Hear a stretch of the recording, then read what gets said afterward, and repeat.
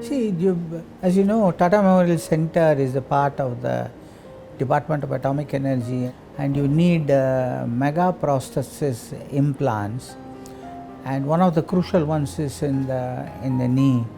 So we decided to bring together Dr. Agarwal, who is interested in this, but then we wanted a good mechanical engineering. That's why we got Dr. Ravi from IIT Bombay.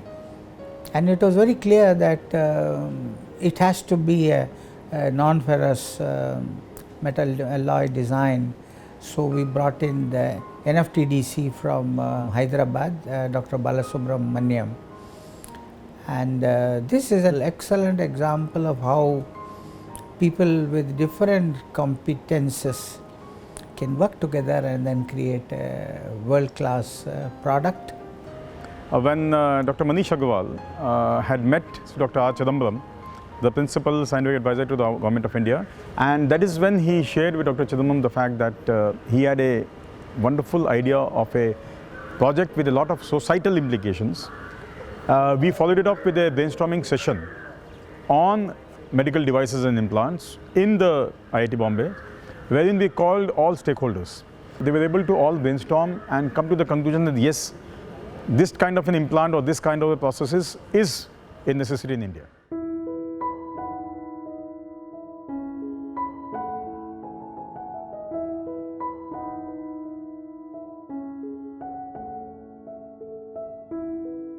We were told that we have to make an Indian prosthesis because there were lots of patients who needed surgery.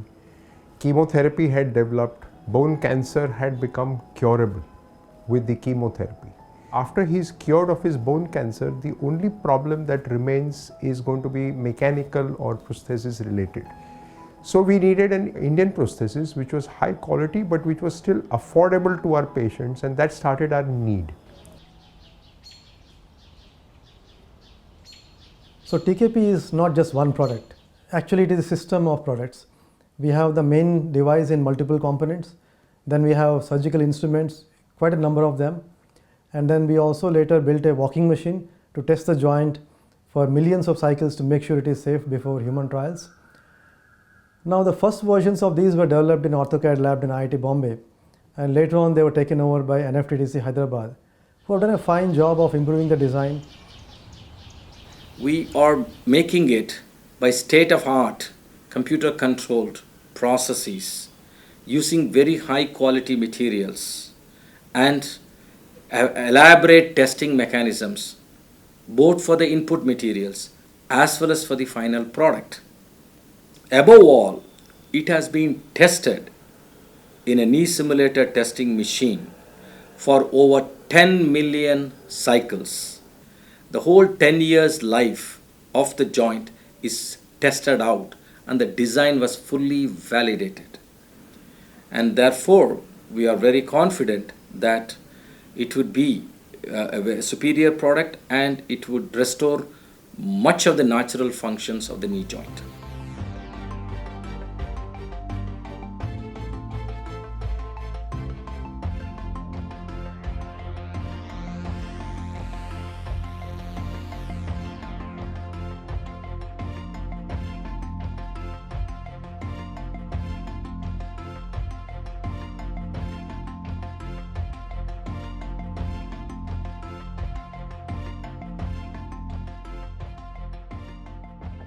This actually has been an incredible process.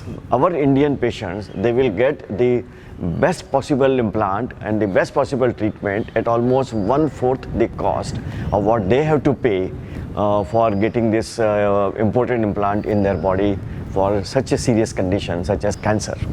Let me tell you, share with you, that once this project, this implant, sees the light of the day, this will be a great milestone achieved. My expert guidance was sought after for developing the instrumentations, for developing the prosthesis, and I could contribute that this part is not correct and this part is correct. The good part of this project is that every 3 months we had a very sincere, devoted type of meetings for the development of the prosthesis. So we all contributed towards it, and we had a very positive outlook as far as the project is concerned.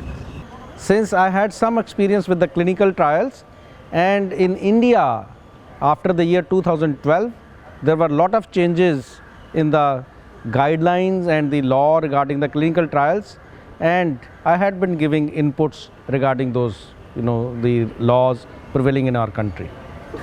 It was a marvel of engineering which was to be implemented in human body. We had good achievement in first phase. We could make prototypes. They were good enough and they were comparable with the international standards as far as dimension controls, tolerances and finishes were concerned. We were able to develop further team of next generation of scientists and engineers. So a large number of youngsters in design, in manufacturing, in materials, and even junior surgeons was developed over a period of time.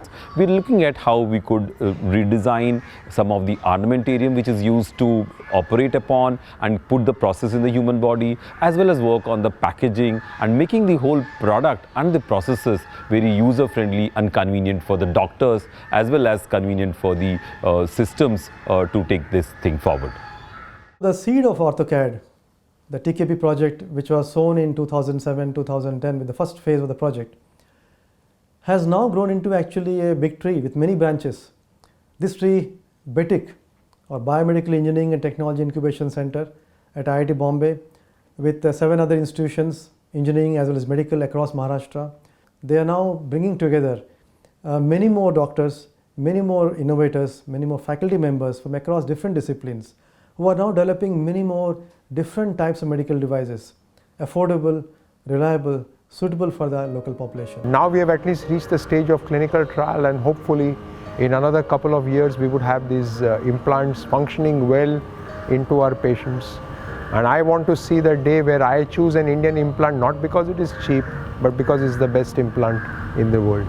And this is an example how we can bring together the exceptional capabilities that exist in different organizations, but they are complementary to one another. And if you synergize them, and then of course you are able to make world-class products.